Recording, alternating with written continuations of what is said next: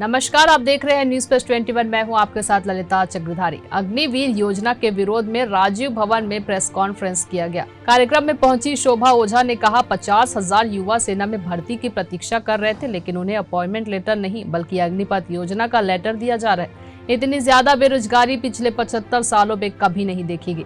BJP ने 1 rank 1 pension का नारा दिया था, उसके लागू होने की बात कही थी। असल में उस जुमले का खुलासा 2022 में नो रैंक नो पेंशन के साथ हुआ है। शोभा केंद्र की मोदी सरकार पर हमला बोलते हुए कहा कि ये तुगलकी सरकार है जो किसी भी योजना को आनन फानन को लॉन्च करती है, लोगों की विरोध के बाद फैसले बदल देती है। 2014 में 2 करोड़ युवाओं को रोजगार देने का वादा किया था, लेकिन आज भी काफी युवा बेरोजगार है। कांग्रेस की पार्टी एकजुट होकर युवाओं के साथ खड़ी है। सरकार से मांग है कि पुरानी भर्ती की प्रक्रिया पूर्ववत लागू रहने दी जाए, नहीं तो युवा शांतिपूर्ण तरीके से आंदोलन कर अपनी ताकत को दिखाएंगे। देखिए, जो ऑफिस में रहता है वो बंधा हुआ रहता है।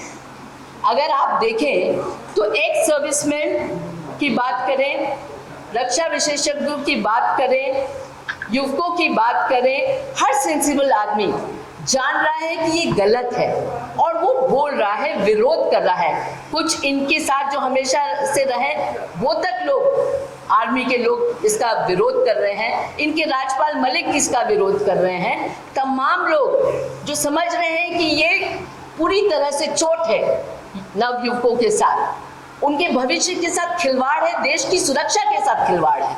जैसा किसानों का भी कोई, किसानों का तो संगठन था, युवकों का देश में संगठन नहीं है, पर भी हमने देखा किस तरह से युवक, नवयुवक आंदोलित हुए, सड़कों पे आए और जिस तरह से जो आंदोलन हुआ, जो करोड़ों की हमारी सरकारी संपत्ति को क्षति पहुंची है, तो वो अपने आप में उनका गुस्सा दिखा रहा है।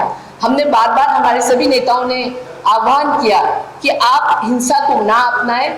सत्याग्रह से जो गांधी जी ने रास्ता हमें दिखाया है, जो लोकतंत्र में सबसे बड़ा हमारा वेपन है कि हम शांतिपूर्ण अपना प्रदर्शन करके, सत्याग्रह करके सब एकजुट होकर हम लड़ेंगे तो सरकार को घुटने टेकने ही पड़े। मैंने कहा कि तुगलकी आदेश रहते हैं इनके, कौन सी स्कीम इनने चेंज नहीं करी है ये बताइए। हर स्कीम ताबड़तोड़ ले आते हैं अपनी कोई गलती को छुपाने के लिए, और उसके बाद जब विरोध होता है तो उसमें थोड़े बहुत कॉस्मेटिक चेंजेस लाने की कोशिश करते हैं।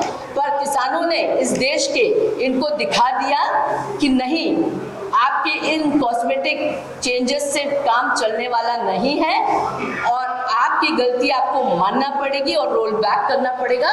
और मैं समझती हूँ मोदी जी, आप अपना घमंड छोड़िए, अपने गुरु को छोड़िए और इन नव युवकों के बारे में सोचिए जो उस एज में है, जिनके अपने सपने हैं, जो मेहनत कर रहे हैं। आप देखिए, जब इनको मेहनत करते देखेंगे आप, आपके आंखों में आंसू आ जाएंगे कि गरीब परिवार का बच्चा किस आशा से, किस अपेक्षा के साथ उतनी मेहनत करता है, पर अगर उसके साथ अन्याय होगा तो सड़कों पर तो उतरेगा। ऐसी जानकारी से लगातार अपडेट रहने के लिए देखते रहिए न्यूज प्लस 21, आपके हक की बात।